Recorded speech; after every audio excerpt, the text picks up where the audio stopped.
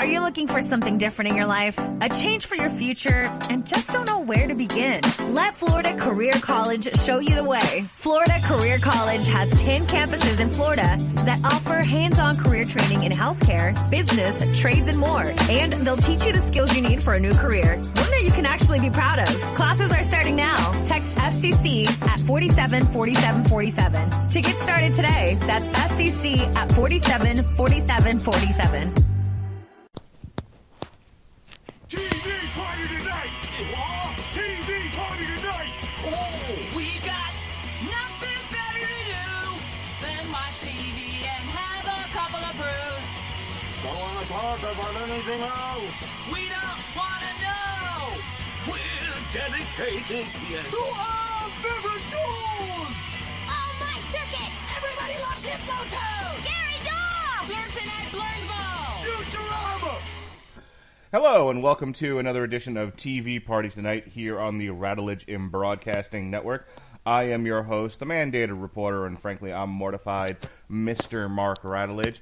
And tonight, our favorite show, for the first time, for the last time, is Orange is the New Black, Season 7, which made its debut on Netflix, its final bow, July 26, 2019. I stayed up all night to watch this. I couldn't stop myself. I was an addict. An addict, sir. Yeah, I came home from going to see, to let you know when I watched this, Once Upon a Time in Hollywood, and I sent my wife to bed, and I camped out on the couch, and I couldn't pull myself away from this thing. Now, you might think, oh, he must have loved it. Let's not get crazy. Speaking of crazy, here he is, folks, my partner in crime on this here TV Party Tonight. Normally, he's the opposite attorney for me on trial, but tonight, he's just kicking back and watching a little TV with me and having a party. Ladies and gentlemen, he's Sean, you're not. Oh, speaking of crazy, here's Sean. May all your bacon burn. I am the king of the sideways segue. That's what I like to be. Well, you know what? I was a very different person when we first started reviewing this show once a year, 7 years ago. We have come a long way since then. Unfortunately, the show kind of went a really long way in one direction, and then it kind of gradually reversed course and went a long, long way in the other one. Yeah. So, Season 6 ended with Piper being released from prison. I believe it was Blanca who thought she was being released early, but turns out was being re-detained in an immigration center. Her green card, I guess, had been revoked is what happened. Because I remember this now. Her green card had been revoked because she caught new charges due to the riots, which violated her immigration status. The two sisters killed each other, so they're obviously not part of this season. And there was peace in the prison, as much as peace, can be had. Beyond that, I don't recall a whole lot else leading into Season 7. The big one was Piper being released and what will become of Piper now. And so, Season 7, the three big arcs are Life on the Outside, the adjustment, how Piper deals with that. There's the immigration angle, which deals with Blanca and the return of Maritza, good old Diane Guerrero, of Doom Patrol fame. If you haven't seen Doom Patrol, you should absolutely check it out. She's amazing on that show. And then lastly, there's the stuff in the prison, which there are a few kind of mini arcs in there, but I think like the big one deals with Daya, and then by extension her mother, and the drug trade going on there. There's some superfluous stuff dealing with the guards and Joe and the change in wardens, but we'll get to all of that. Let's talk about Piper to start with. I'm gonna just go ahead and tell you exactly how I feel, and then we'll kick this around for a little bit. I really hoped, because I actually read the book by the original, by the person who this show is based on, Piper Kerman's memoir, Orange is the New Black. I read it around the time that I discovered the show, and she talks about how she became like an advocate for prison rights or whatever. I kind of thought that's where this was going to go, that Piper would be motivated to really give of herself and use the experience in prison to become an activist. Instead, and after really, I think, evolving in the last season, I thought she regressed a lot as a character. I thought this was a lot of season 1 Piper and not enough of season 6 Piper. And it's I think I might have even texted you or somebody about midway through where she gets high and she nearly gets violated. I was like, I'm halfway through the season. I'm already done with Piper. She turns it around and it gets a little bit better.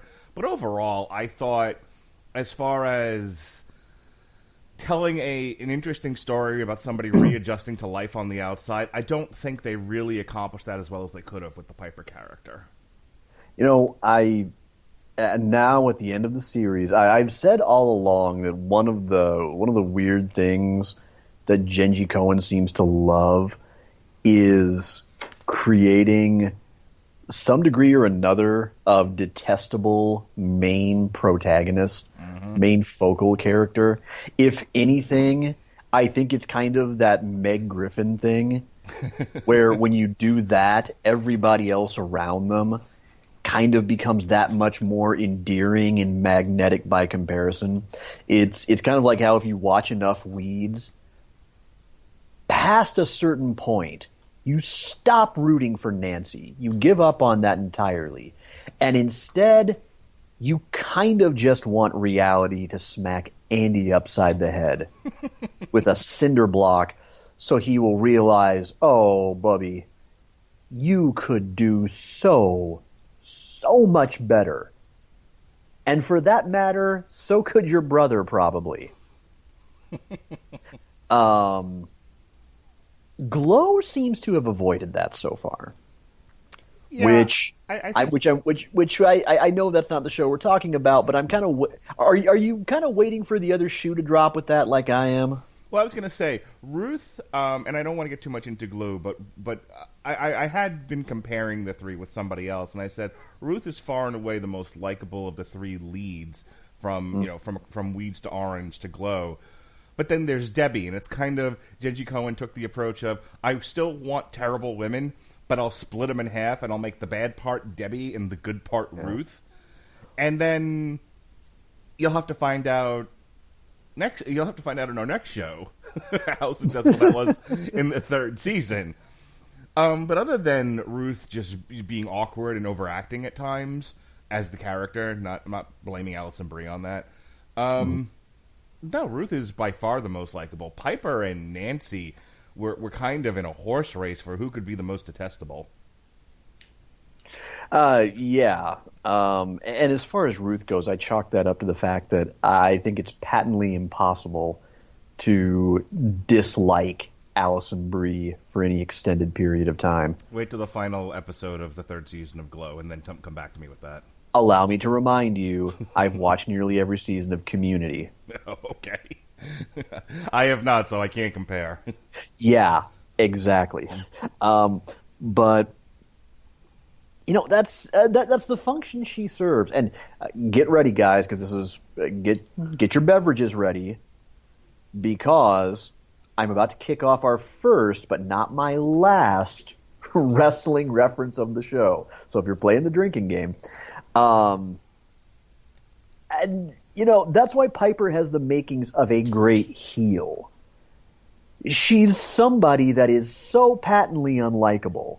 You can pair her with anyone, and they're going to come across looking fan-fucking-tastic. More often than not. Because, let's face it, nobody's nominating Alex Voss for sainthood either. Alex has fucked up plenty. It's just that the problem is, at a certain point, Piper also becomes not so much a person that things happen to as a thing that repeatedly happens to Alex.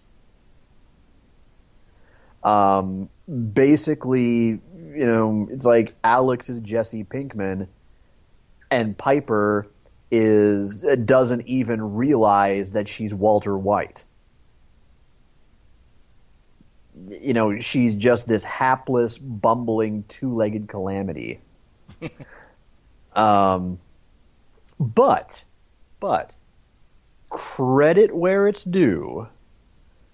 Yeah, they do kind of pull it together. They do continue the redemptive arc where prison somehow has managed to help her turn a positive corner in her life, which is great. And she becomes a bit of a window into just how stacked the correction system is against inmates trying to turn their lives around.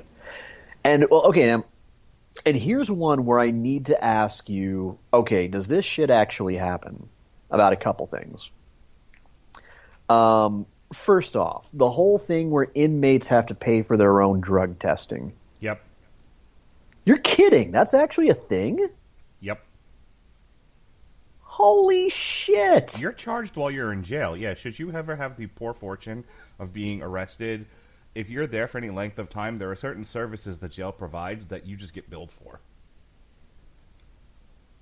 Holy shit.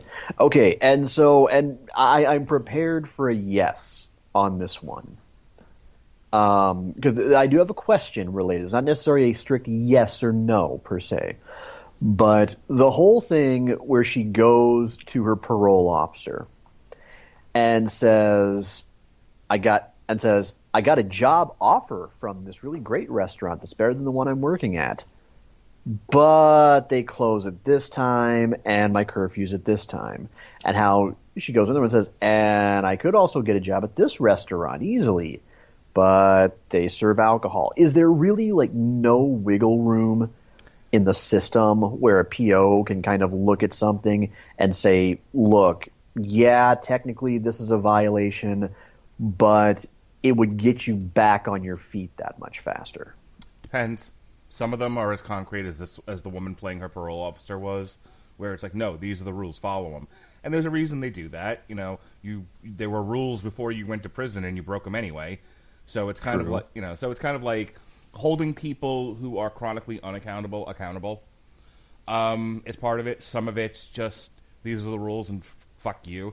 I've always felt like the parole system was sort of stacked against the parolee as a setup to, like, here, more of the probation thing is a little side rant here, but if you should ever get arrested for doing a crime and you're offered probation over having to stay in jail and you think probation is the easy road, it isn't. Yes, you get out again, but you have to pay so many fees and you have to follow so many rules, and they can violate you for just about anything, and then you go to prison for violation of probation. See, and then there's just the whole entirely hapless, heartbreaking moment where her PO just happens to, not really trying to fuck with her per se, but just happens to stop by for the standard surprise check-in visit. Right. You know, the Real Housewives of upstate New York happen to all be there. They finally get wind that she's a former felon, and they just skedaddle. Yeah. That broke my heart, because that's one where, yeah, I get to some extent, you know, if you break the law, there are consequences, and you should probably think about both what you know and what you don't know before you decide to do said illegal thing. But in that case, that's one where it's like if this were a sitcom, there'd be a moment where she would just probably just look up to the heavens and just say, "Really?" To fully answer your question, there are some POs though that will give you some leeway. Mm-hmm. There are some there where if you said, "I can get a job at this restaurant that I can, pay rent with and everything, but it requires me to stay past curfew," they'll give you permission to do that. And as long as you keep to a strict schedule, it's fine. But where I was going with all this was, I think the parole and probation officers are looking to violate people. I mean, is that written somewhere? I don't know. It's my casual observation working with these people for the past 10 years. The violation is always worse than the actual crime, short of murder. See, and yet, and I know that when this airs, I can already practically hear, way off in the gorgeous state of Utah, Robert Winfrey rolling his eyes at what I'm about to say. It doesn't take much. There's a certain relative aspect where you look at what some of the other characters have had to endure when they've gotten out, and then you kind of look at privileged white Piper, and you kind of at the same time want to go, okay, first off, everybody you were in prison with has it a whole lot worse off than you. Look at Tasty. They did the early release thing with Tasty, and she was back within, a month or two? She had nowhere to go. Yeah. She immediately had to return to crime. I mean, it is... Right. It is an endless circle for a lot of people. They don't have, go ahead. Well, and the thing you have to remember is... And I'm gonna sidetrack here for a second to recall something, because it's kind of along the same lines. I remember reading once that after Robert Downey Jr. went to prison on drug charges, he reflected on it later and said something to the effect of, and I may get this quote slightly wrong, so forgive me, there's no way you can go to prison and it's either come out a liberal or come out a Democrat. Which, fair point. I get where he's coming from. He's trying to say that that the harshness of prison was a wake-up call to him, and it's something that's necessary, and fair point for him. I get that. The thing about that is, though, is much like Piper, Robert both went in and came out with a separate set of advantages at his disposal.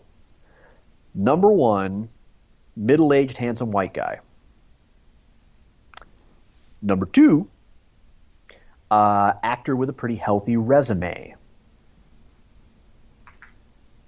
He was able to get out and kind of, he still had at least a hell of a lot more money than Piper or Tasty did when they got out of the joint to his name.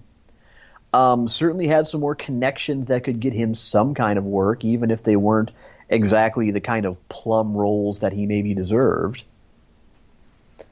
But he had more going for him inherently than, these people who just kind of have the odds stacked against them from the second the prison gate closes behind them and they're all of a sudden on the outside. And if we're looking at Piper, yeah, you could say, oh, well, look at all she's got to endure, though. She's got to start over. Yes, but the fact is, she also kind of fucked herself with the actions that put her in prison in the first place, because those are the ones, along with her kind of cozying up to Alex, that alienated her from her family in the first place and left them probably as, such a persona non grata, such a shunned pariah, that they just refused to help her, even when she was making her best effort. And yeah, I won't say it's always fair, but speaking as someone who's been in a not dissimilar situation, I can kind of understand where they were coming from and how this is another extension of Piper did it to herself. Right. So it's yet one last instance of it being really hard to feel sorry for her. Although I also gotta say, and I'm curious to hear your comparison, about 60 seconds. That is about how long it took before I wanted Thanos to pop up in the lower right-hand corner of my screen with an infinity gauntlet, take one look over his shoulder at Cal and Neri, and just say, yikes, yikes, yikes, yikes. Hang on, guys. I'm going to fix this for you right now. I apologize. No world should have to endure these people. And then just snap. What's funny is Genji Cohen kind of editorializing about that lifestyle and those kinds of people, which you would think she would be highly supportive of. Like, the yuppie, hippie kind of, Whole Foods recycling crowd. Like, you would think Genji Cohen would be like, yeah, these are the like, she made them, not the brother as such. She just neutered him. Not that he had a tremendous amount of balls to begin with. He went from slacker to eunuch in one series. So it's like, okay, whatever. But the wife is kind of a shrew, and she's unsympathetic. And you're like, okay, what are you trying to tell us, Genji? Have you just about had it with your own people? It's funny. I see this more and more with a lot of female comedians who come out with kind of a point of view, and then years later they realize how silly that point of view is, and are tired of everybody in that circle with that point of view. Mm-hmm. Like they age out of it almost. I don't think it's just female comedians. I think it's people of all stripes. Mm-hmm.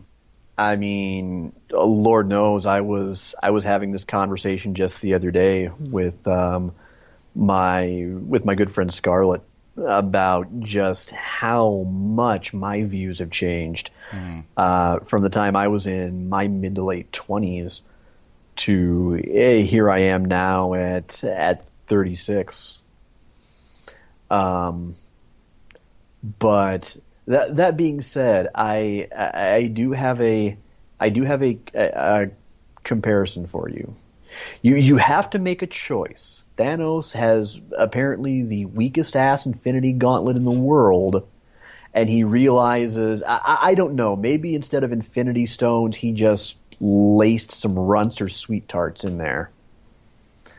But enough sugary, sweet and sour, flavor-packed goodness that he can snap exactly one individual out of existence. Which one do you have him choose? Do you have him snap out the world's biggest granola stuffed chucklehead, or the world's greatest soup eater? Which one do we eradicate from existence? Yeah, it's a rough one. But I said at the onset with Piper, I wish they had done a little bit more with her this season than just moderately struggle with having to stay in a confined space. When she does that rant about how she just wants a day off, I honestly was expecting her to go back to prison for it. Like, I feel like they copped out of the story because she gets away with it. And yeah, she kind of tightens up, the second half of the season. It becomes more about her. It becomes more about yet another love triangle with her, the redheaded gal, and Piper Voss. But I just, and this is where I want to get your reaction on. I just don't feel like Piper's story was particularly strong. I thought when they showed Tasty out, they made it a point to say life is hard when you get out of prison. We've made it almost an uphill slog at 90 degrees. And this needs to change if we really want to help these people, or do we just want to continue to create this revolving door of inmates? That story was much better told with Tasty. With Piper, there was an opportunity for them to tell a story about the difficulties of getting prison reform. They do a little bit of dealing with the stigmatism of having been an inmate, because sometimes, again, not everyone that breaks the law is a bad person. Not everyone that's in jail is necessarily guilty. It's a lot of perspective and point of view and circumstances that go into this sort of thing. And I feel like they dropped the ball on it. So, what do you think? I would agree. I think it's a shame that you could almost sum up in a certain sense, Piper's attitude about getting out as "fuck you, got mine." Right. It's like the instant she stepped outside of prison, she all of a sudden forgot about everything she'd seen, everything she had been through, everyone she had met, everyone that she and her fellow inmates had lost unnecessarily along the way, and just toddles off on her way. Mm-hmm. It just felt like she came away really no greater for her experience. I wouldn't go that far. I think in the beginning she's towing the line and she's trying to be respectful, and she's not necessarily a shrill and entitled person the way she started out to be. But I do agree that a lot of the lessons she learned in prison she did leave behind. It was like she learned how to be meek. That was the lesson that stayed with her, which isn't that interesting of a story. And then she goes back to being entitled. And just to wrap this up so we can move on to something else, and then at the end of it, she has an opportunity to choose a new life and to really make something of herself. And instead, they show, like, there's one little bit of her in a class, and they kind of show, I think, one of the textbooks that alludes to activism of some kind. But I would have preferred that being a season arc, not a one, part of a montage. Well, see, but therein lies exactly my point, is yes, you can say that she learned something, but then what good is knowledge if it's never put to use? Mm. I know, and then, so, she chooses Voss at the end of this. That's where I was getting to. She has an opportunity between this new life with this new woman and really better herself, and instead she's going to go back to the same... Look, Voss is, in a lot of ways a better character than Piper, but I don't know what Genji was trying to say here with the decisions in the writing. Let's choose the person currently still in prison because love is more important than everything else. Is that the message? If that is the message, it did not resonate with me. No, it really didn't. Maybe we're not the audience for this, but whoa, was that lost on me? Yeah. I do want to briefly mention Tasty and what she goes through. She's found guilty on all accounts, and I think it's a life sentence for the incidents in the riot and for killing the one guard allegedly, which she didn't actually do. So her friends have betrayed her. She feels alone in the world. She beats up Madison twice, which, by the way, just as a side thing, I was like, if I have to put up with another season of, oh, she's gone. Terrific. I was so happy to see Madison gone. Like, thank God we dealt with this early. I could actually sit down and enjoy the season now because I couldn't take much more of her. But anyway, Tasty's big arc in this is I'm angry. I want to kill myself. Well, I can't kill myself just yet, so I have to go through this elaborate plot to kill several episodes before I can get around to myself. Oh, life's worth living even if you're in prison forever. Okay. Yeah. Like, I'm not suggesting like she should have killed herself. That would be a horrible thing to say. But we are creating a drama here. We are talking about the realities of prison life. Maybe her killing herself might have sent a stronger point. I mean, this is a thing that happens. I even though I've been out of work for 2 months, I still get the emails. We had 2 guys try to kill himself this week. It happens.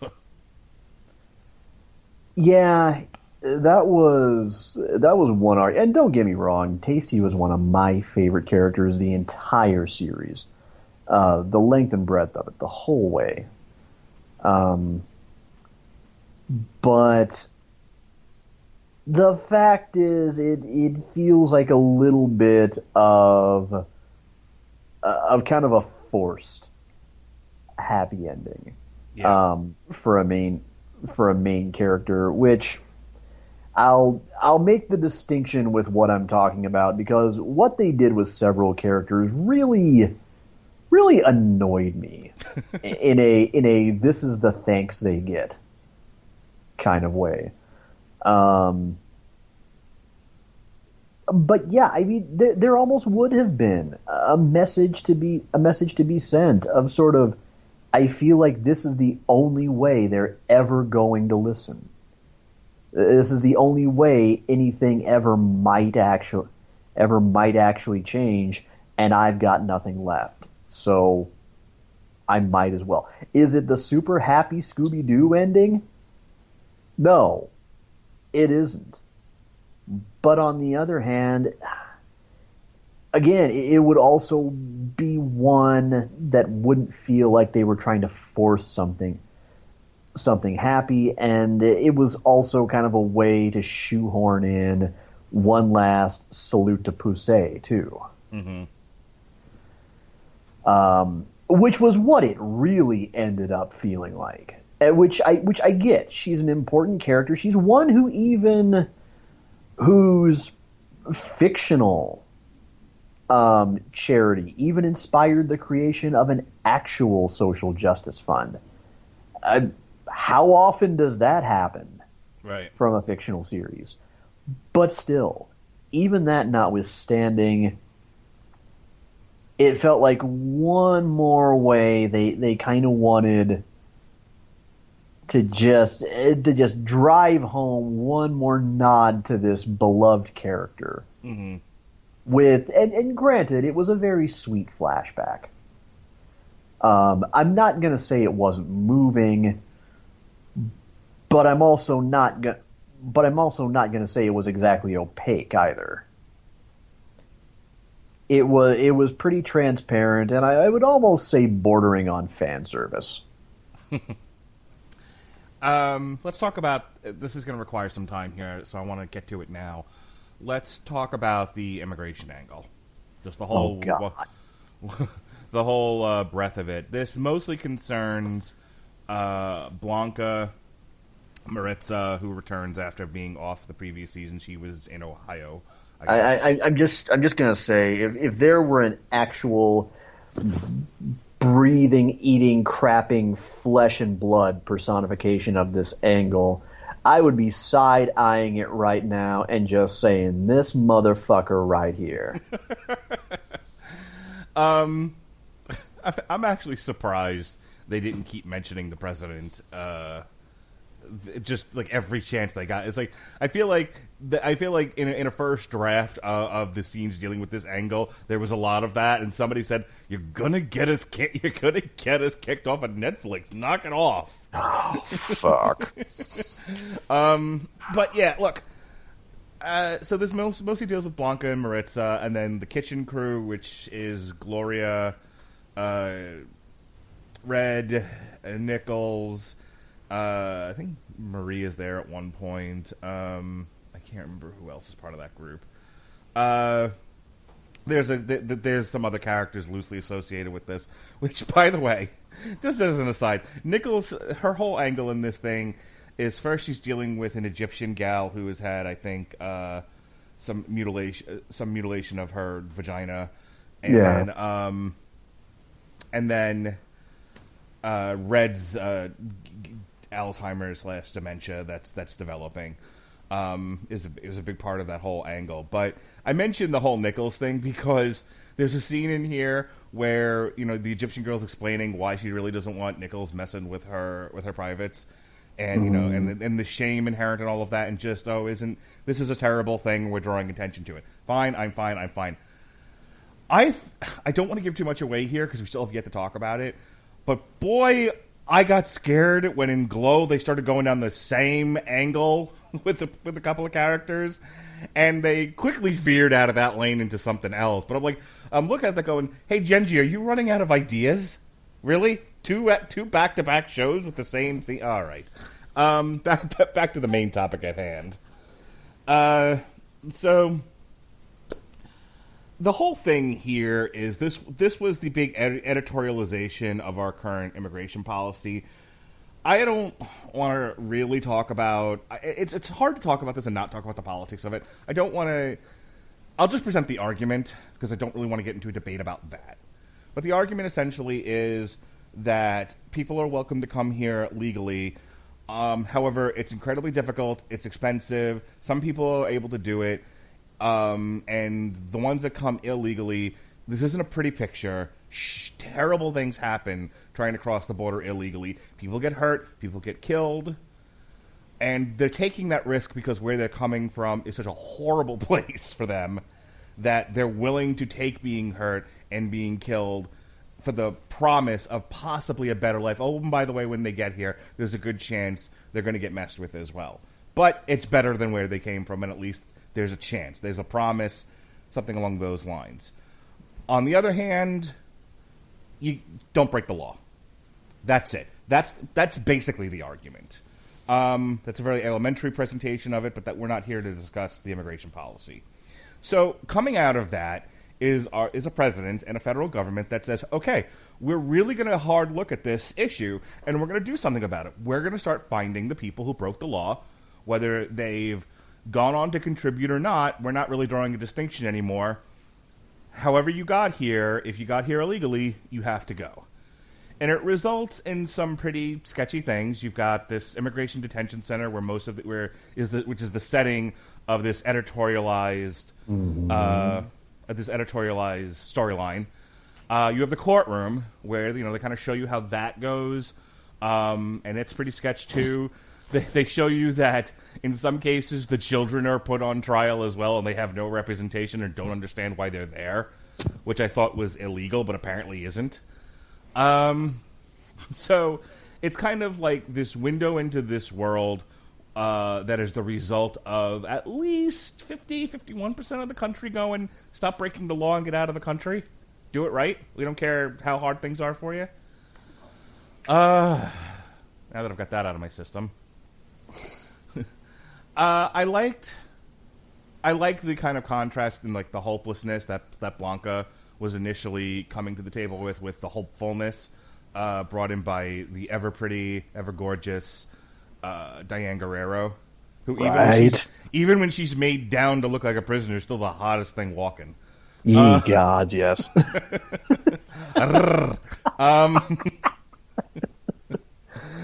Oh my God! If you should ever either sign up for DC Universe, HBO Max, or just able to find it on Kodi, watch Doom Patrol just for her. She's just amazing.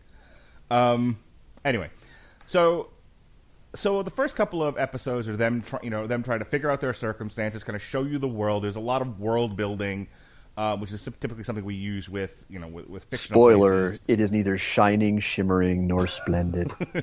There's a lot of world building, which again is something we typically use in a lot of high fantasy, but this is a world most of us are never going to see. You're born in this country, odds are, you're not going to end up in an immigration detention center, so you're never going to see this sort of thing. So they had to kind of set that up for a while, and there's a lot of that going on. There's the sort of the inherent. They start poking at the inherent unfairness of how they get people. Maritza thinks she's born in the United States, but she doesn't have her ID on her, so she gets arrested in the club, and she's presumed to be illegal. Turns out she is. That sort of thing. Then you have Blanca, who had a green card, but it got revoked unbeknownst to her. So those are the kind of stories they're playing with. Meanwhile, you have these other ladies that have been detained, and they are contributors. They've done nothing wrong, but they happen to be in the wrong place at the wrong time, and they got detained and are being sent away despite, so there's that contrast also, where you have the criminals and then you have the non-criminals, and how being a criminal in this country on top of being an illegal has made it so much harder for people who are just trying to live and have done nothing wrong short of getting into the country illegally. There's a lot of that. So on the one hand, I liked what they were attempting to do. I liked, that we got out of the prison that we had known all this time for the previous 6 seasons, and we got to see something different, got to see a different experience. I thought the show as a platform for that sort of thing worked really, really well. All the actresses involved, from the Egyptian to I think she's from El Salvador, the gal that ends up befriending Blanca. We have an Indian gal who ends up being pregnant, but she was raped, and so she wants an abortion, and all kinds of horribleness happens to her. I liked the interplay. I liked the performances.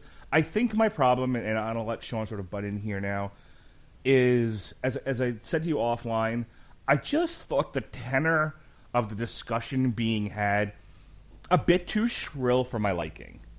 There was a way of handling this without feeling like the viewer is being hit over the head, or we're all so dumb that this has to be dumbed down so we can understand it. And maybe I'm wrong about that. Maybe most people watching this are too dumb and really need it brought down to a third grade level. But I guess I didn't, and I can only speak from my perspective. I felt like the writing was, the editorializing was way too shrill, way too preachy and direct, and needed to be edited and toned down just a bit. Okay, so first of all, I'll acknowledge something. Plenty of insane shit has happened over the past about 3 years that just prior to November 2016, you couldn't have made up if you tried. So I get that a lot of this stuff is hard to depict somewhat honestly without seeming over the top. In a way, our political climate of the past 3 years has murdered satire. Because just you can neither, some of this stuff is impossible to exaggerate much further than reality.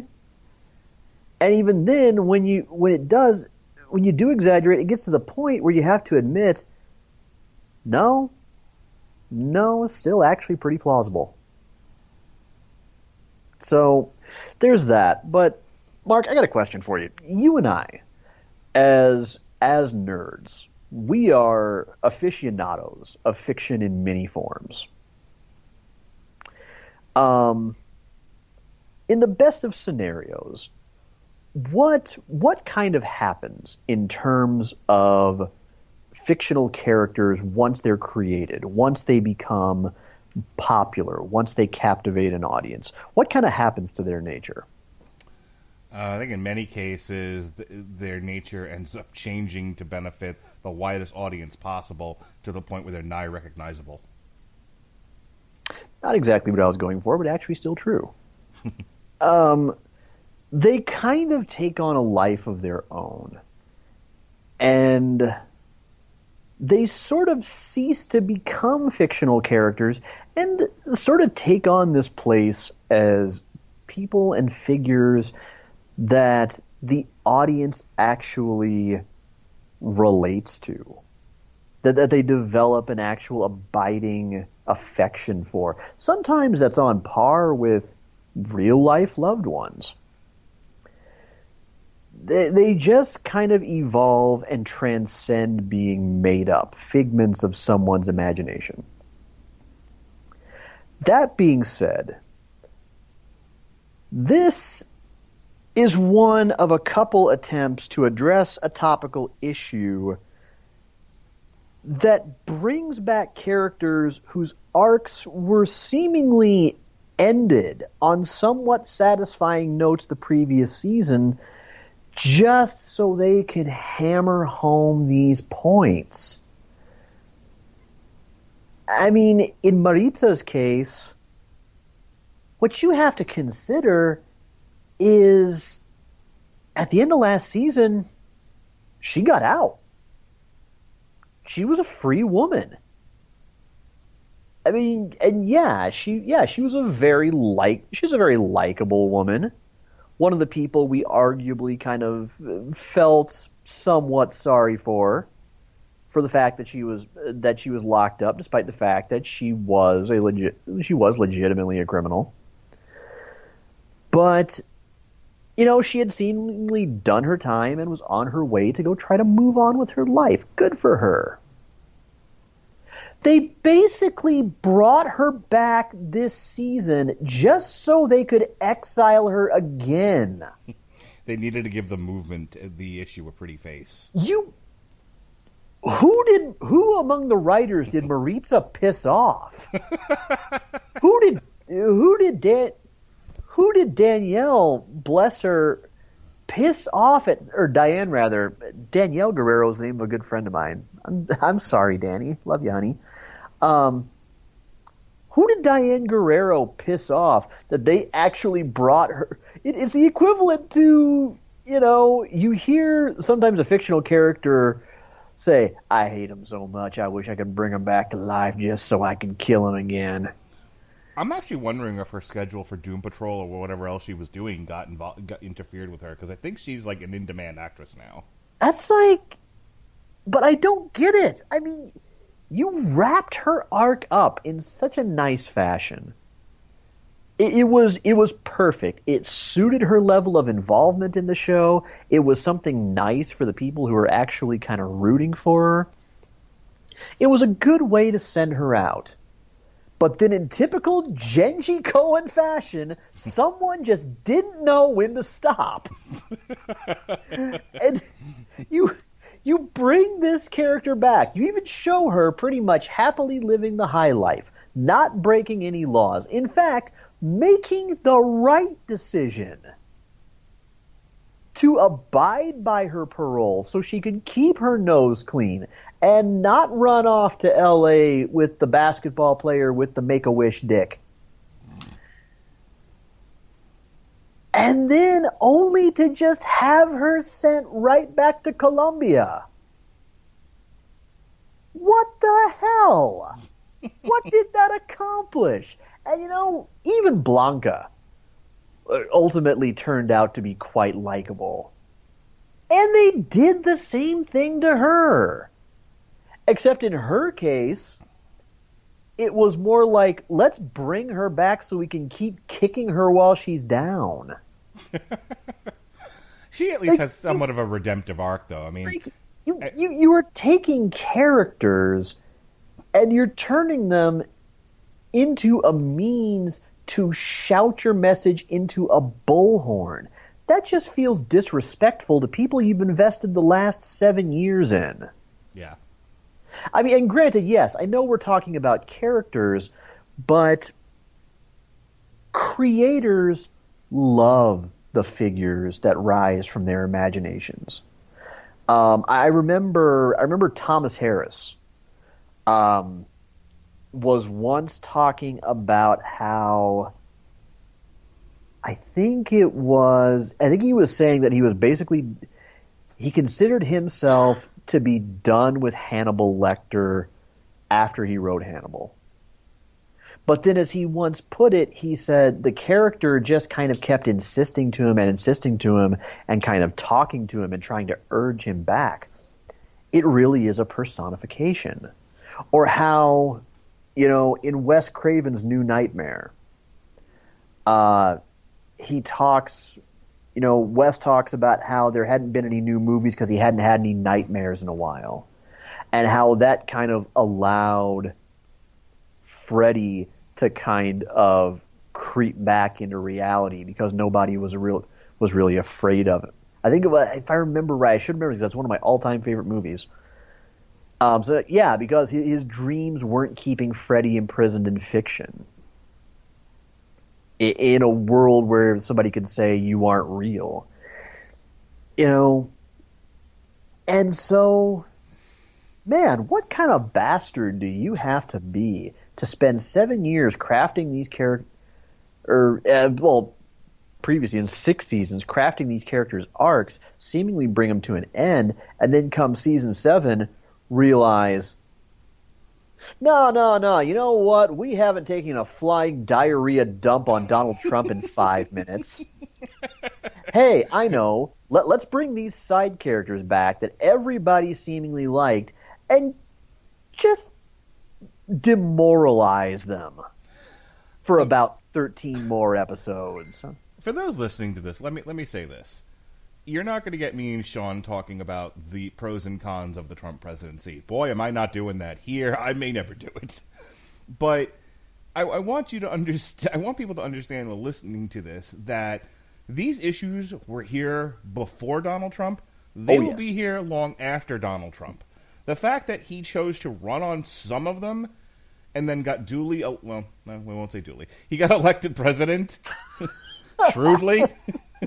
He was shrewdly. Yes, shrewdly. Yes, I support that. I endorse that term for it. He was shrewdly elected president because of it. Whatever, people want to be mad about that for the next 4 years, which there's going to be another 4 years. That's on you. But I could take a little less yelling at. I had this problem with the Bush administration too. It was a lot of people on one particular political spectrum all pointing at one boogeyman, who had inherited a bunch of problems from the previous administration and created a bunch of new ones. That's kind of being president. Ronald Reagan inherited a bunch of problems from his predecessors. A few of his predecessors. Created some new ones. Kind of just went along like that. Bill Clinton, same thing. Bush, same thing. Barack Obama, the same thing. President Trump, same thing. The singular... what I'm saying is the pointing to of a singular boogeyman by producers and writers and actors in Hollywood is the dumbest thing ever, and I wish it would stop. Oh, but wait. This particular body count doesn't just stop at Zaza and Blanca. No, of all the people you had to bring back to shit down their necks, you then chose to do the same thing with Caputo and Fig so that you could respectively deliver equally heavy-handed, obnoxious diatribes about the Me Too movement and abortion. God, you want to talk about a couple that, and not only that, but let's pick this apart a little bit further. You took Fig and really altered the metal of her character. Not her character as in, like her courage and conviction, but her character as in her identity as who she is. Just for the sake of this message. She goes from a woman who never wanted kids to all of a sudden we get a cheeky, pun intended, introduction to the fact that now suddenly she's doing fertility treatments in order for her and Caputo to conceive a baby that she ultimately aborts anyway. What in the Smurfy ass fuck? Oh, Sean, we make them change their mind. That's not my point. I know, but somebody out there is thinking it, so I voiced it. Yes, they can. In many cases, they don't. But the bigger thing that I'm getting at is you're just conveniently altering that very key aspect of her background, of her emotional makeup, just for the sake of, it's been a while since we busted this one out, message! All right. Let me take a pause here for just a minute and 30 seconds to tell you about a little app that I like to use called Podcoin. Hey, everybody. I really do hope you love the Radulich and Broadcasting Network. Did you know that you can actually get paid just for listening to this podcast? I know it sounds insane, but it's true. We just discovered this free new app called Podcoin, and it literally pays you to listen to podcasts. Here's how it works. You listen to podcasts, and you earn Podcoin while you listen. Then you turn that Podcoin in for gift cards at places like Amazon or Starbucks, or if you're a good person, you could even donate that Podcoin to charity. The more you listen, the more you earn. Here's what you do. Download the app right now on iPhone or Android, and I have a special code for you. Simply use our code MARKWED5. That's capital MARKWED 5. Capital MARKWED 5. MARKWED 5. And you'll get 300 Podcoin just for signing up. And if you listen to enough of us on there, you can get a cappuccino at Starbucks or an Amazon gift card on us. So go ahead and go listen to this podcast or virtually any podcast on Podcoin and sign up with code MARKWED5. I swear it'll change the way you listen to podcasts. Some messages, Sean. That's where we were. Yeah. You're bringing characters back just so that you can either, literally do away with them again, or destroy everything. Have you? It's like that confirmed Batman editorial edict that no member of the Bat family is allowed to have a happy love life. Is this what we're going for here? And I don't like saying that about Orange is the New Black, because they have taken on some topics that have needed to be discussed. And they've sometimes done so with just the right point on them, especially when we're talking about the state of private prison reform. One of my favorite moments in the series, when they kind of addressed some of the more crippling aspects of the gender gap, were McCullough's flashback to her military service. Mm-hmm. When she goes from becoming a hero among her men for getting them drunk and paying a Puerto Rican woman from another company to pretend to be a Muslim, to all of a sudden she's vilified because she's trying to sleep it off on the couch. One dude decides he's going to try to finger her. She gets up, screams at him, calls him a fucking douchebag, and the next day she's the bad guy. Right. I actually thought that sequence was rather well done. But this is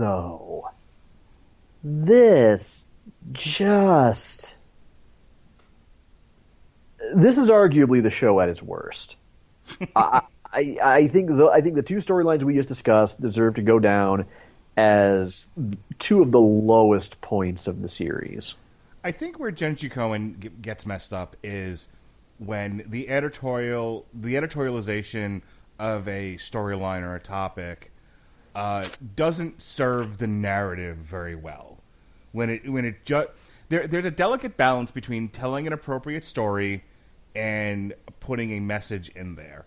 And when the message becomes too much of the story and the story suffers because of it, that's where you're going to have people like me and Sean saying, you did bad here, fix it. Hi, Supergirl. How you doing? Oh, God. That last season.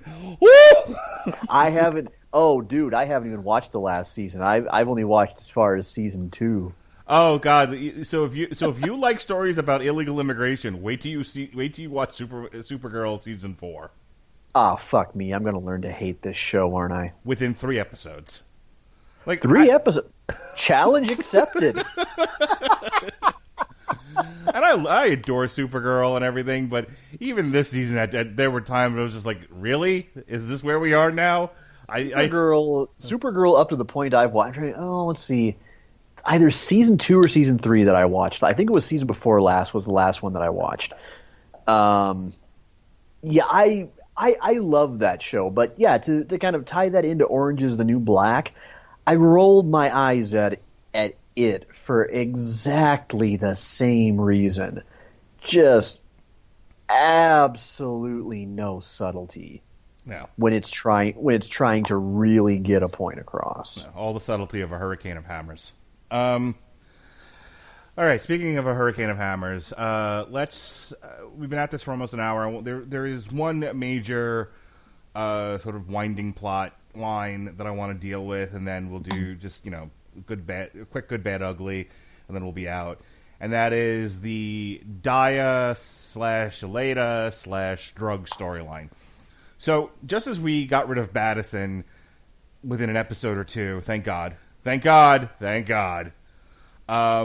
have Daddy, who is screwing around on Daya, and so Daya gives her a dosing of, I think it's bath salts, and she ends up overdosing and dies. So Daya, who is just trying to live out her life sentence for killing a guard, as high as humanly possible, but is approached by one of the gals who is trying to sell alcohol to the prison, saying, "Hey, let's join forces. Let's rebuild this gang. on the grave of Daddy, and let's be powerful. And so they do, and Daya becomes like the big prison gang leader, dealing out drugs. On the other side of that, you have Aleda, who she got out a season or two before. She got out to find that her kids were in foster care, and so she's following the steps and trying to do what she needs to do, but she realizes that it's a rigged game, and so she says, fuck it, I'm going to find some poor schlub that I can manipulate and get him to sell drugs for me. And so she does, and it works. Hooray! But things often go, as they do, they go off the track. She finds herself in hot water and eventually being arrested again, because her kids are out of control, and she gets out of control, and eventually she violates her parole, and off she goes. So, as far as plot lines go, there were some funny exchanges of dialogue, some interesting little character bits here and there. Aleda is a truly horrendous human being. And I really wish she had this was one of those deals where, at like the end of an HBO series, which this resembles, there's always like one really shitty character who gets over on everybody else and wins. And I feel like, even though Aleda ends up back in prison, we end with her choking her daughter. And I'm like, how very HBO of you. What do you think? You know what? I actually almost entirely forgot about that arc until you brought it up, because it seriously... It was one of the moments of the series that just fell flat to me. I think it's because it's been so many seasons since I've really given a shit about what happens to Daya. Yeah. Kind of stopped caring about Daya after she gave away the baby. Yeah, likewise. I think if I had to pinpoint, it would probably be around the same time. She just... She never really had all that interesting a backstory. There was nothing about her character that I exactly ever found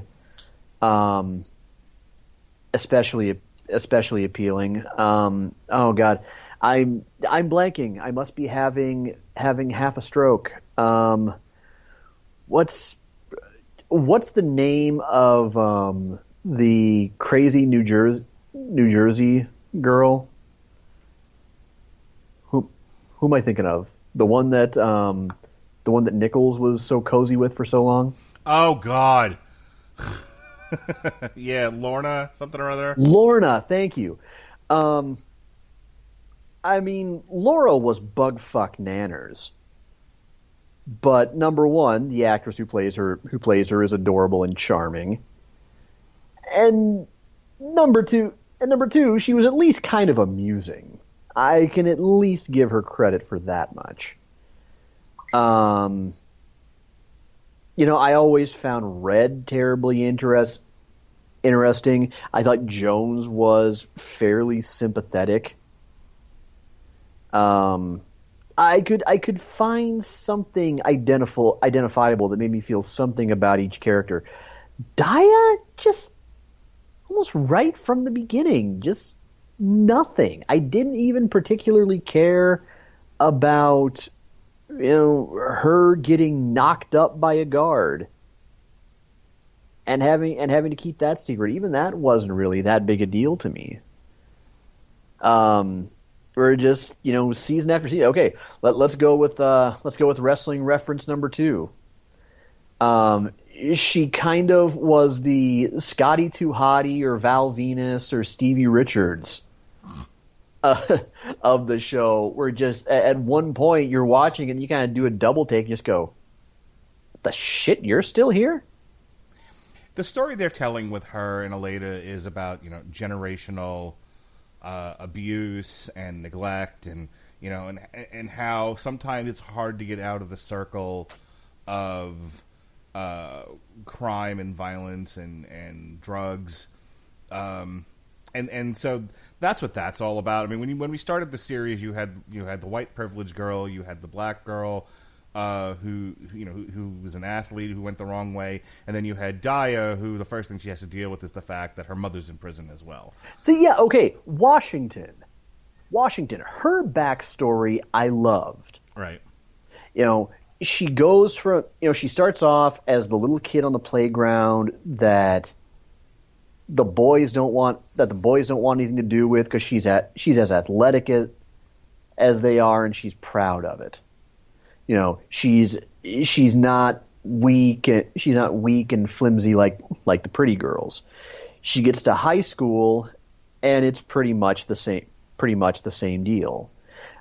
She's a star athlete, but no eyes are on her. She always wants something that's out of her reach instead of the riches that are right in front of her.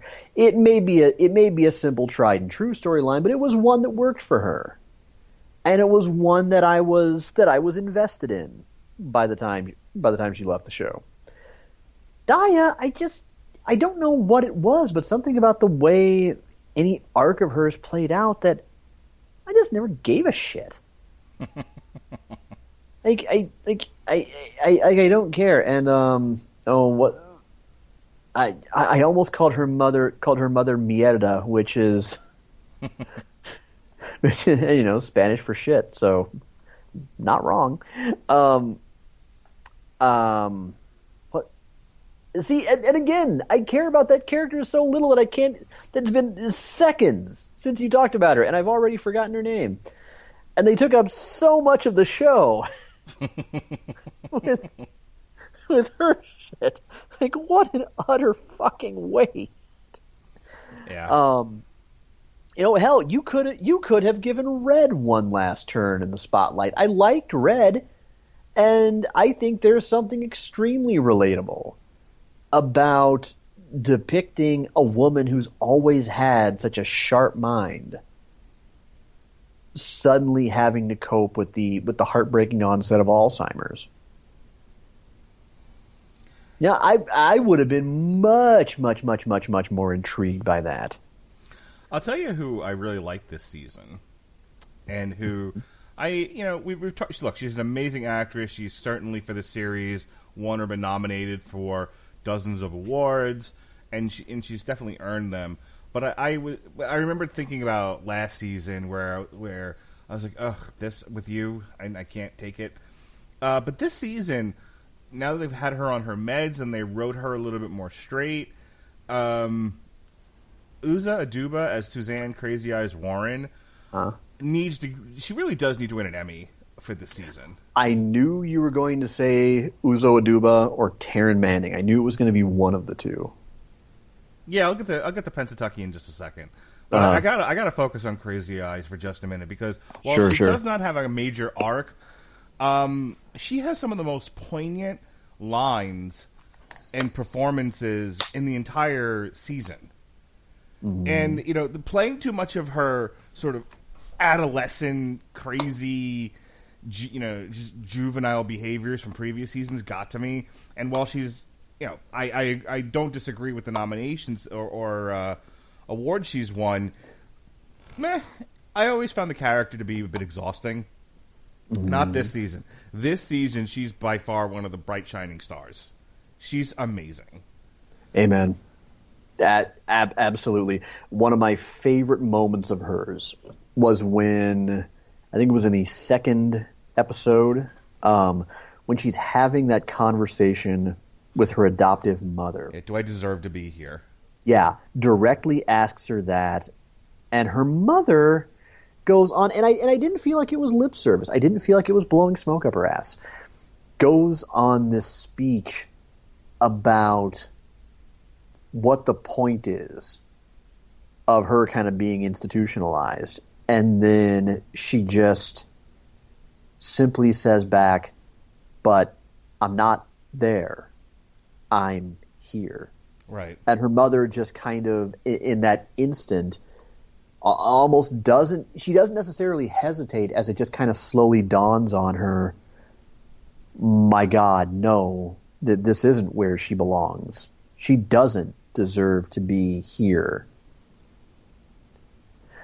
And I would say that's an example of how you make a point about something like that without being shrieky about it. Yeah. That was the high point of writing for this season. Absolutely. I'll tell you another person who was less deplorable this season than in previous seasons, even while she was not necessarily doing the right thing. Just the way that the actors handled the scenes and the performance was Black Cindy. What a story about self-loathing, because once she's once Tasty gets her revenge on her by writing her daughter a letter saying, "Oh, Cindy's your real mother," and just she just turns on its head her entire world, and then she has to deal with the consequences of that. But it's really the consequences of all her actions since high school, and this yet another entitled, bombastic, egotistical character takes a good look at herself in the mirror and says, "I don't deserve nice things." That broke my heart. See, and I'll tell you, I remember saying a number of seasons back, I forget which season it was, but I voiced just my fed up frustration with Black Cindy because I found her number one annoying, and number two, she existed as a caricature, not a character. Right. In my eyes. Yeah, she was there to crack wise. Exactly. The past 2 seasons, she evolved into a character to the point where, okay, let's go. You know what? It's our last Orange is the New Black podcast. We're going all out with the wrestling references. We're leaving it all on the floor here. It was like when Batista left WWE the first time. And he went from months upon months upon months of phoned-in performances to all of a sudden, he busts out the best promos and some of the best work of his career. And while it was fun to watch, I also sat there and, Alexis, if you ever ask her, can probably tell you, I yelled at the TV sometimes, "Dave, where the fuck has this been? You're busting this out now when you're leaving?" This was leather pants and vest Batista, right? This was around the time when he was feuding with John Cena going into WrestleMania 26, and he cut one of my favorite promos ever. "You want some, come get some. You want some, come get some. You can't see me. You can't see me." and afterwards, the infamous, "I refuse to believe this wasn't a shoot." Duct tape? Really? Duct tape? It was some of the best work of his career, and it was when he had one foot out the door. Right. And it's kind of the way I feel about Black Cindy. Is here we are, season 6 and 7, and you actually start writing her as a person. Where was this the other 5? You might have actually had me giving more of a shit about her by this point. You might have had me caring more about her story. But no, you just kind of save it all for right now. And don't get me wrong, it was a great note to go out on in terms of what we were talking about in terms of you don't always get the happy ending. Since you brought her up, we'll talk about her now, and then we'll do a quick thing on best and least favorite parts of the season if we haven't already covered it, and then we'll do plugs. But yeah, Doggett, who started out as a villain on the show and has really developed into one of the most well-written characters on the show. Mm-hmm. And you want to talk about eliciting sympathy. Boy, nothing makes me feel like more guilt-ridden as a father than when I've gotten frustrated with my kids and I yell at them and they give me the same face that poor fucking Doggett gave when she was with her dad. And I wasn't nearly that bad. Like, I have to watch myself at times because I don't like because it's the worst look ever, and I don't want my kids to look at me that way. But yeah, like every time they do a flashback with her, she has had the worst life. She's fucking people for Mountain Dew. Her dad's like yelling at her, calling her a dummy. We figured out with my kids early on that one of the problems they were having in school was neither one of them could see. That's because we're on top of things as parents. We make sure we get their eyes checked and we take them for proper testing. And when the teachers, say, "Hey, we've seen this thing about your kid," we're on it. We're actively getting things done, and we're trying to make their lives better. And then you see like the polar opposite of that, where the child's utterly neglected and basically just shy of feral. Mm-hmm. And she, it was just like she gets all the sympathy from me. It is impossible to overstate the fantastic job that Taryn Manning has done really turning this character around. Yeah.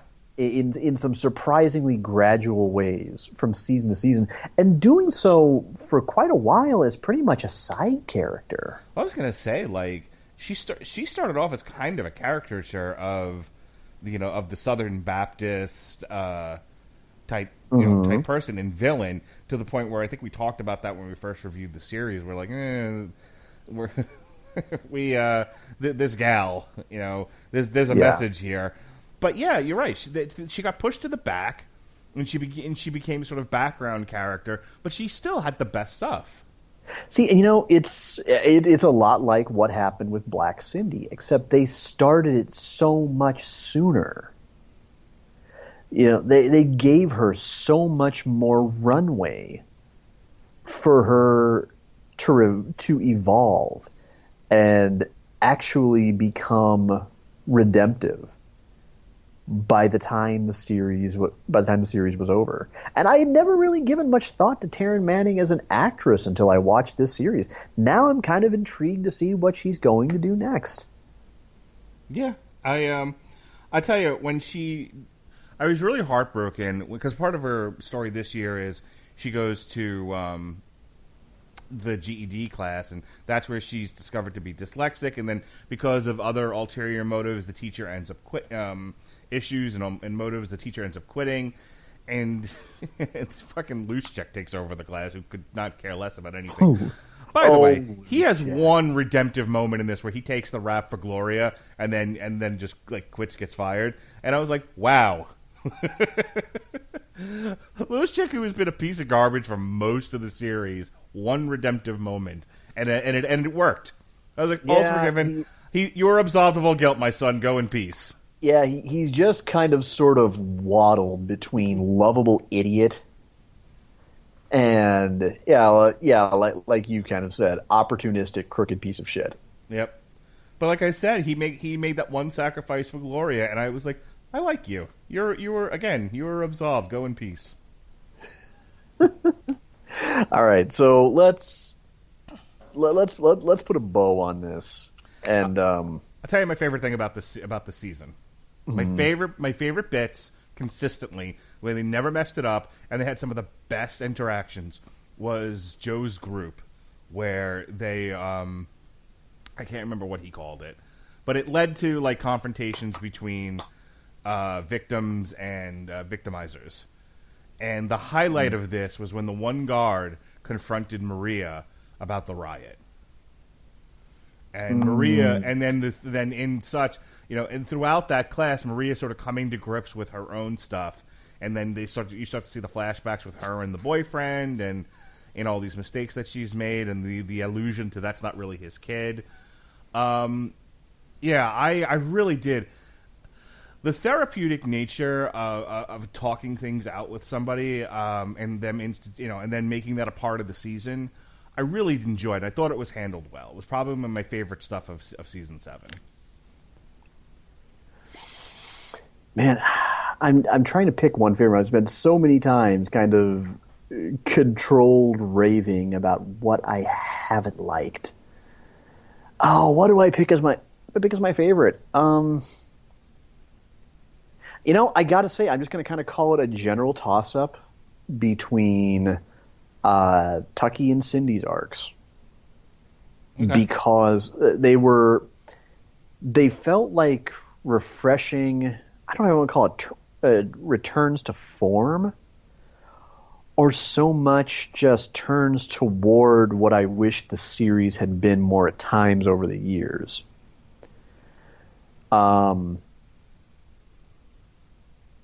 but it felt like it gave those characters some satisfying closure with some really admirable writing after years of kind of being treated as joke butts or being shoved off to the side.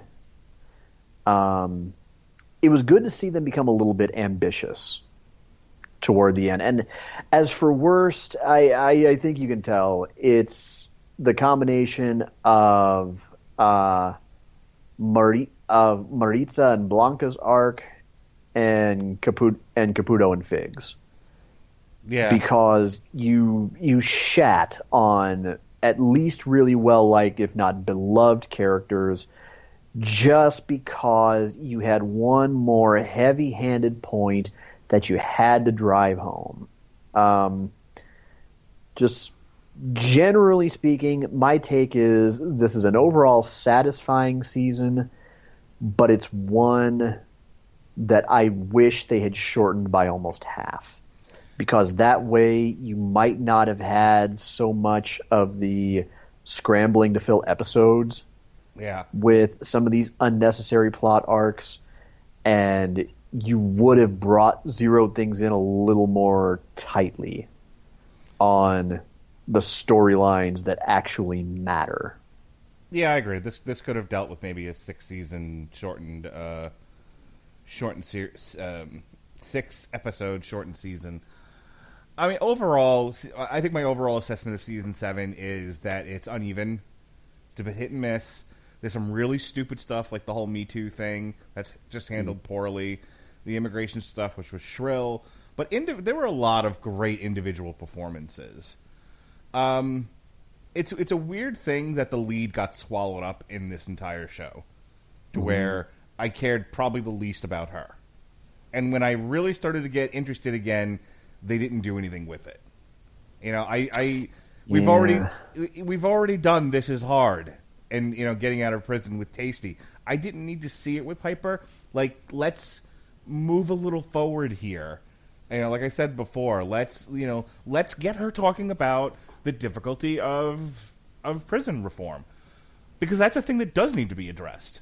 People, I've got very conservative in quotes in-laws, and anytime I talk about prison reform, I mean they do the Robert Downey rolling of the eyes thing. That meme.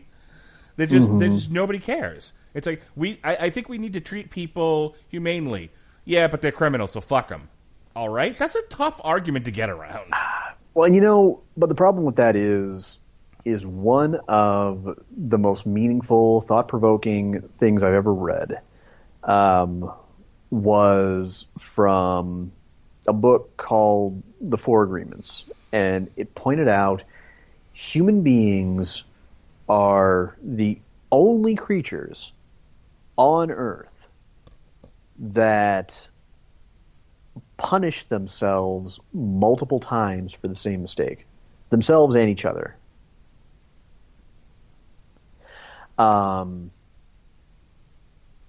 And it happens just so many times over. Somebody fucks up, and we just can't let them live it down. Yeah.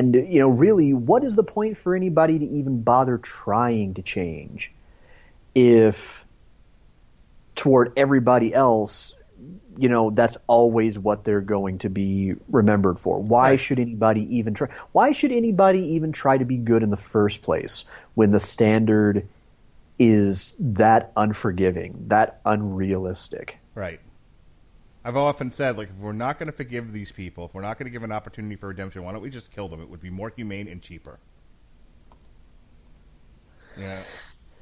And it sounds like I'm being harsh, but the reality is if someone commits a crime and you can just consistently beat them down and you force them into committing crimes again, how is that any less humane than? How is that any more humane than just putting a bolt in their head and being done with it? At least the suffering ends. We seem to enjoy suffering in this country a whole lot, and we seem to want to make each other suffer a whole lot, and it's a hard thing for me to wrap my head around. It's it's trite, but it's true. Misery loves company. If we're miserable, nothing breaks our heart like seeing somebody else who's happy. So there's always a desire to drag someone down to our level. We view anybody who tries to, strive for some positivity in their life or to maintain a consciously positive outlook on something as just this perpetual annoyance. Yeah. Because they won't shit talk, they won't tear anybody down. They try not to be two-faced. They always try to look for the best thing they can possibly say at the time. They're directing their attention toward what they want to see rather than focusing on just what they don't like. They choose to be for something instead of being, constantly shouting about what they're against. And for some reason, to a lot of people, that's just obnoxious as hell. Yeah. So, all right. I'm going to give you the last word on this, so we don't, end with a depressing ending.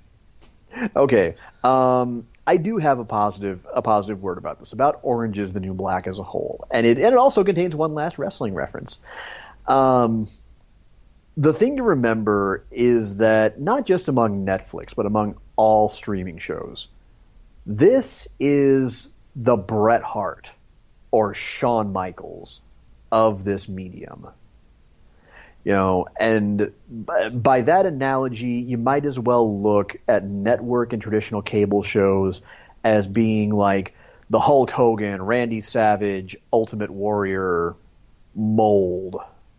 The big Goliaths who were the absolute standard for quality that everything has to live up to. They kind of wrote the script for how things are meant to be done.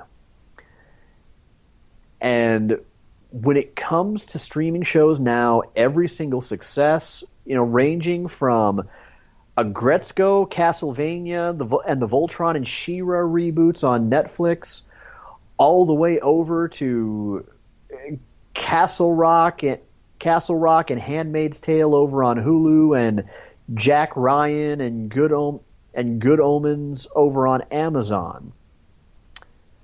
This was the show that broke the mold in terms of creativity, in terms of production quality, for what a streaming series could achieve. And it showed that a show on a streaming network could hang in there and produce something that is every inch, second for second, as watchable and compelling as anything that you'll find on a traditional broadcast or cable network. This was the one that first really started snatching up major Emmy nominations. If not for this show, a lot of the other shows we love on Netflix, we wouldn't get.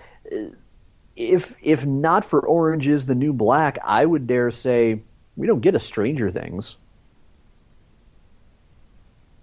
That doesn't happen. No Unbreakable Kimmy Schmidt. That probably gets lost in the shuffle over at NBC and gets maybe a half-season run, I would imagine. I suspect Harlots doesn't migrate from the BBC over to Hulu. No, damn sure wouldn't. You wouldn't have a network that would also be positioned as the kind of go-to when a series is kind of canceled before its time. The first thing people ask now, it used to be, are you going to make a movie? Fuck you, Serenity. I hate you so much sometimes for that. Don't look at me like that, Carrie. You know why I feel that way. I have explained this. It's a good movie, but you know why I feel that way. To now, the first question is, Netflix? Does Netflix want it? Does Netflix want? Hell, when the creators of The Good Place announced we're ending the show after season 4, this is our decision. This is always the way we wanted to go out. Do you think Netflix will save it? What about Hulu? No. Maybe I need to explain this to you with puppets.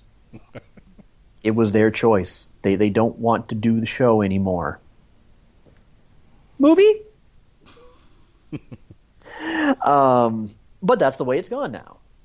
This was their huge moment. I think Hemlock Grove and oh God, help me out here. The show starring Steve Van Zandt, where he was a mobster in Witsec, and he was relocated to some remote village in Norway. No. What was the name of it? Now I've got to look it up. Because I mean, yeah, those had been successes before. I mean, okay, yeah, I thought it was Lilyhammer, much more so than Hemlock Grove. But Orange is the New Black was the one that I think really got Netflix mentioned in the same echelon as they can compete in terms of production value with the likes of NBC and HBO or USA or any other network. That was a huge achievement. It was groundbreaking. Creatively, was it always perfect? No, not really. But if you're to stack up the good versus the bad of the series over the course of 7 seasons, which is an admirable run for even a broadcast show, the good absolutely dwarfs the bad. And I highly recommend anybody who never has going back and watching all 7 seasons. And you can go back and listen to our reviews of the previous seasons of Orange is the New Black. I don't remember what season we picked this up with, but we've done Orange is the New Black. We started with the first season. Did we? I think. I could have. We did. Maybe. But either way, we've been doing. Sean and I have been reviewing the series pretty much.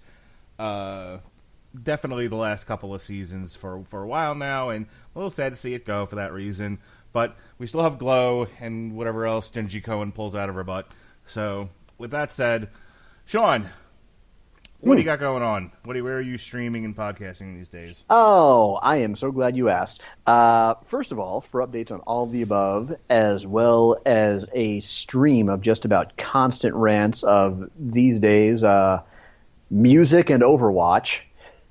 You can follow me on Twitter at Comer Codex. I'm on there most of the day, all the time. Fun fact, a little funny anecdote. About 2 days ago, I, as usual, woke up about 4 a.m. First thing I did, grab my phone, glance at Twitter. While I'm glancing on it, still about a quarter of awake, little blue bar flashes upon my phone. John Cena is now following you. Wait, what? I go and check, and matter of fact, yeah, there's the little blue check mark. There's everybody following John Cena that you would expect to be following John Cena. Apparently his account just went on a random following spree and my number came up. In my infinite wisdom, I then kind of made the remark at one point, so help me, if DDP Yoga starts following me, I'm going to have Carrie check that I have not indeed suffered a stroke. Well, last night during a 6-hour Twitch stream, while I wasn't paying attention, Diamond Dallas Page himself liked that tweet, and DDP Yoga is now following me on Twitter. Words are magic, people. Words are magic. So that's that. Anyway, speaking of Twitch, I stream on Twitch Monday, Tuesday, Thursday, and Friday night, currently from 7 p.m. to 10 p.m. Central Time. Schedule might be changing now that the kiddo is back in school. About 3 days a week, that's usually me playing competitive Overwatch.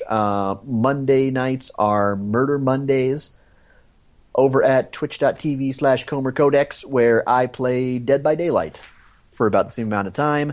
And as of recently, I've been making a real push to try to get as many people as possible to donate to RAIN, the Rape, Abuse, and Incest National Network. Cause due to certain circumstances over the past couple of weeks has become even more near and dear to my heart than it already was. So if nothing else, even if you don't send some bits my way, even if you don't subscribe, I would urge you, please bop over to my Twitter. You'll find the link to my fundraising page right there next to my name. Please go to it and drop in whatever you can to help one of the most worthy of worthy causes. And otherwise, yeah, that's about it. Lots of time on Twitter and a little bit of time over on Twitch. All right, tomorrow Sean will also be joining Sean Garmer and I at tomorrow night here on the Radulich Broadcasting Network to review Glow Season 3. We're on Patreon now, so that's patreon.com/Radulich, where you'll be finding exclusive content. A lot of the archival stuff's going to get moved over there. Some Screaming Boy. Starting with Jupiter Ascending this Friday, our movie watch-alongs are going to be on Patreon. So, we're going to split up some of the content hither and thither. It'll be exclusive to Patreon supporters, because apparently that's how you do that. So I hope you'll all check that out. Like I said, in the meantime, we've got a Lost in Space TV party this Saturday, and then live coverage of Cormier versus Mayochik. Next week is Saga of the Swamp Thing, the TV show from DC Universe, The Art is Murder. And then Sean and I are back here Thursday night to review, or during the day, depending on when Sean's available. We'll do an on-trial for the 1982 Swamp Thing, where Sean will be prosecuting and I will be defending. And then Friday night, we've got a TV party for Good Omens, speaking of streaming shows. And then during the day, on Saturday the 24th, Robert Winfrey and I will be doing boxing coverage of Sergey Kovalev versus Anthony Yard on ESPN Plus for the WBO World Heavyweight, for the WBO Light Heavyweight Championship. Sunday, again, will be a Patreon exclusive. Will be the Screaming Boy podcast. We'll be looking at D23. And then finally, we end the month of August, and I end my 2-month hiatus from work. Thank God. I never thought I'd be so happy to go back to work again. DC First, Superman Lobo, Krypton Season 2, Rage of Light Imploder. Alexis Hana and Jason Teasley will be joining me for a TV party on the Banana Splits movie from Sci-Fi. And then Saturday, right after NXT UK TakeOver Cardiff ends, Pat Mullen and I will give it a quick review, just in time for you to then turn on AEW All Out. All the way out, baby. I'm all the way out. And that takes us into September, which I'll tell you about when we get closer to September. September, baby. September. All right. For Sean Comer, this has been TV Party Tonight covering Orange is the New Black Season 7. Be well, be safe, and for the love of God, stay out of prison.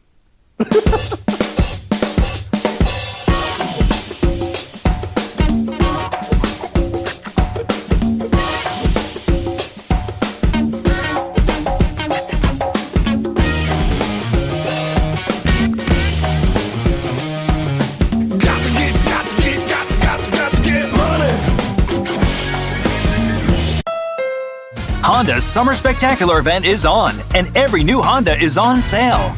South Florida, Honda has it. Well-qualified buyers can save thousands today with 1.9% APR financing on the 2019 Honda Accord. A Car and Driver's 10 Best, a record 33 times. Every new Honda Accord is on sale. Save thousands with 1.9% APR financing during the Summer Spectacular event at your local Honda dealer. 2019 Car and Driver, January 2019. See dealer for financing details. Offer ends 9/3/19. Are you looking for something different in your life? A change for your future and just don't know where to begin? Let Florida Career College show you the way. Florida Career College has 10 campuses in Florida that offer hands-on career training in healthcare, business, trades, and more. And they'll teach you the skills you need for a new career, one that you can actually be proud of. Classes are starting now. Text FCC at 474747. To get started today, that's FCC at 474747.